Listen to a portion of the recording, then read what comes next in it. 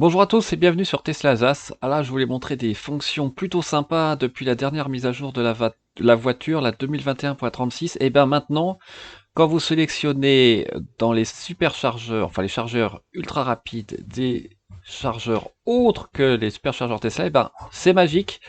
Vous avez le préconditionnement de la batterie qui est maintenant intégré à la planification du trajet. Donc ça, c'est vraiment super. Vous avez vu le premier exemple avec un chargeur Unity. Là, c'est un autre chargeur ENBW en Suisse qui aussi propose le préconditionnement avant d'arriver à destination. Donc bah ça change pas mal de choses hein, pour avoir une batterie chaude si vous utilisez un chargeur rapide autre que Tesla.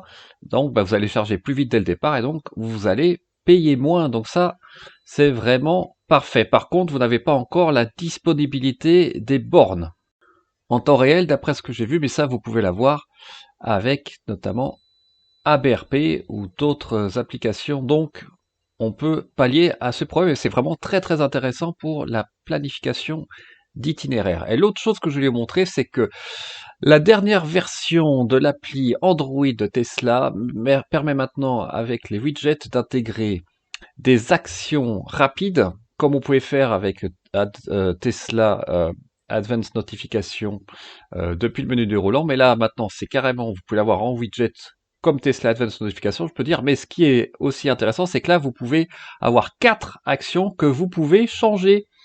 Je vais vous montrer comment on fait ça. Donc là, vous voyez, quand vous appuyez au niveau du timer, vous pouvez resetter le temps donc pour avoir la dernière actualité d'information de la voiture, si je puis dire. Mais généralement, il faut repasser par l'appli pour que l'actualisation aussi se fasse s'il y a une connexion à la voiture, si la voiture n'est pas endormie.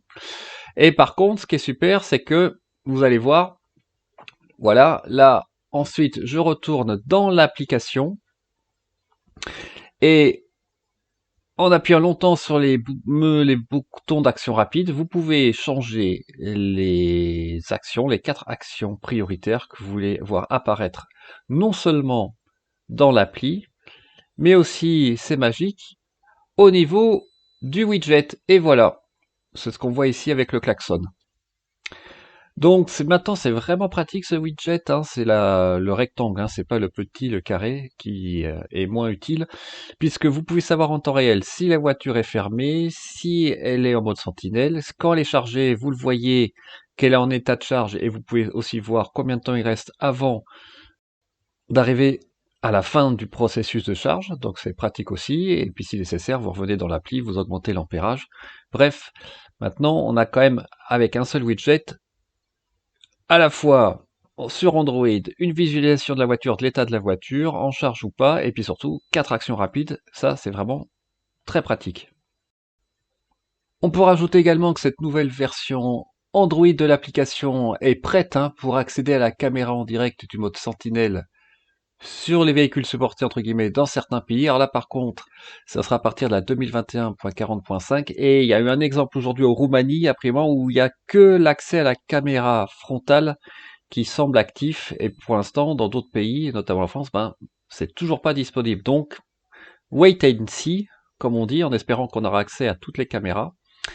Et puis en fait voilà, je voulais montrer un autre exemple sur Facebook où maintenant c'est très facile, là c'est plutôt en France, donc on n'est pas pollué entre guillemets par tous les autres chargeurs rapides, moi qui sont en Allemagne et en Suisse, où ben très facilement autour de vous, vous pouvez sélectionner soit un superchargeur Tesla, soit un chargeur Unity, et à partir du moment où vous êtes à la bonne distance du chargeur, ça va activer le préconditionnement de la batterie. Donc ça c'est franchement un gros plus, et surtout c'est pas que spécifique à Unity, donc merci Tesla, c'est quelque chose que moi j'attendais depuis longtemps.